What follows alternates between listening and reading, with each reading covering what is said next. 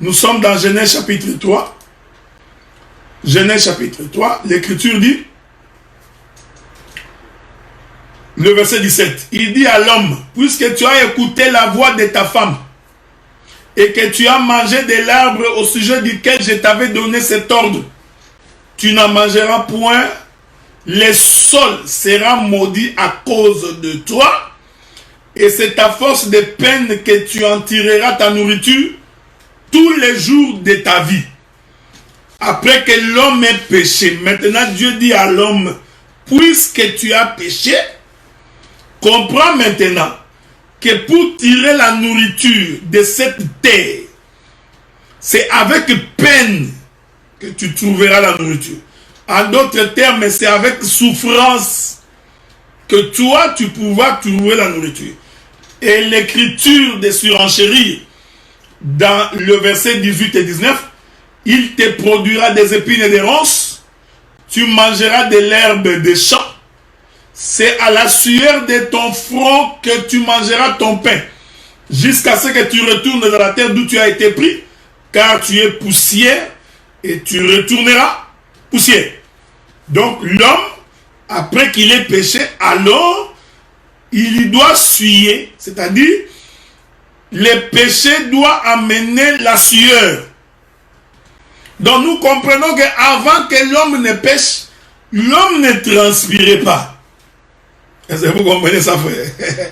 Donc, avant le péché, l'homme n'avait jamais transpiré. Donc l'homme a commencé à transpirer après avoir péché. J'aime les Écritures. Vous comprenez, frère? J'ai trouvé quelqu'un qui dit, bien aimé, de la même manière que tu enlèves la sueur comme ça, toute ta maladie est en train de partir. Non, non, non, non, non, non, non. Vous comprenez?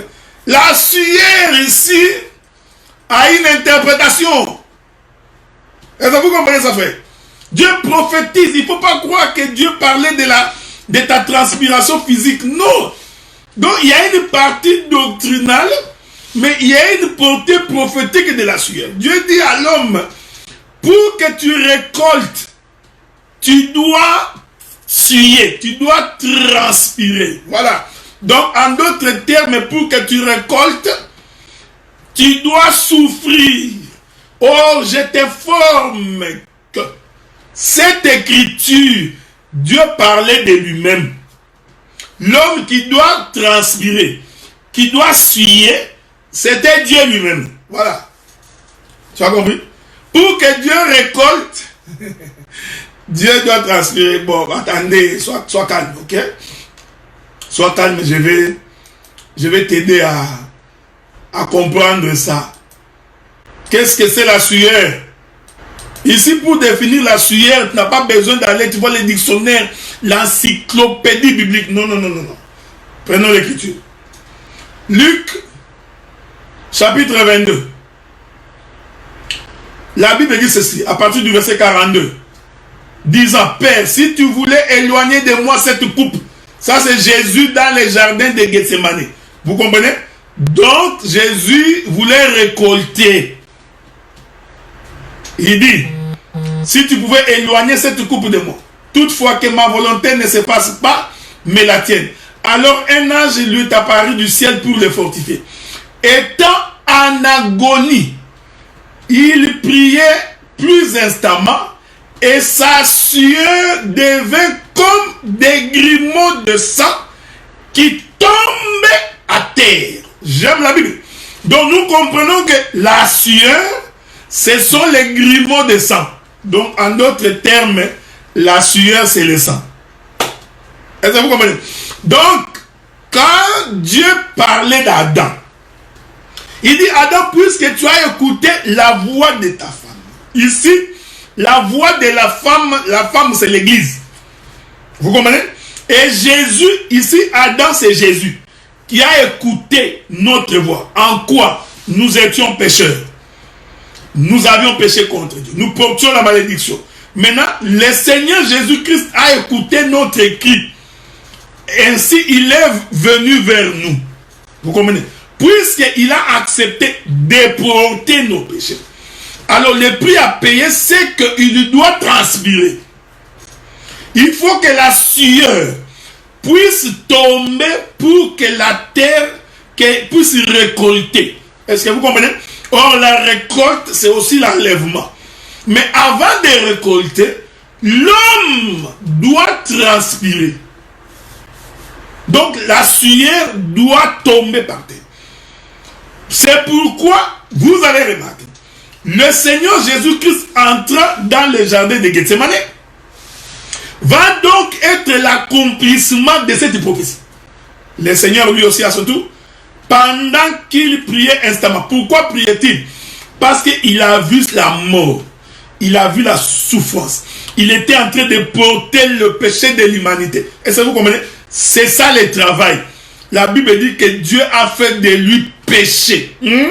Or, je vous avais dit, le salaire du péché, c'est la mort. Donc, porter le péché, c'est tout un travail. Et en travaillant, il doit transpirer. Oh, la transpiration, c'est ça le sang. Parce que pour transpirer, donc, il y a pression. Est-ce que vous comprenez? Donc, il y a la pression dans le corps. Et la sueur de Jésus, l'écriture dit, devint comme des grumeaux de sang. J'aime cette écriture. Qui tombait à terre. Donc, oh, l'écriture nous dit, la vie se trouve dans le sang. Donc, ici, l'eau, c'est le sang. Le sang, c'est de l'eau.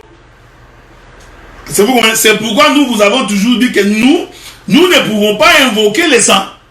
De la même manière que nous ne pouvons pas invoquer de l'eau. Donc, la transpiration, qui est l'eau, voyez-vous, c'est la sueur. En réalité, selon la Bible, c'est le sang. Et ce sang-là, il tombe à terre. Donc, c'est la vie qui est donnée à une terre pour que la terre puisse vivre.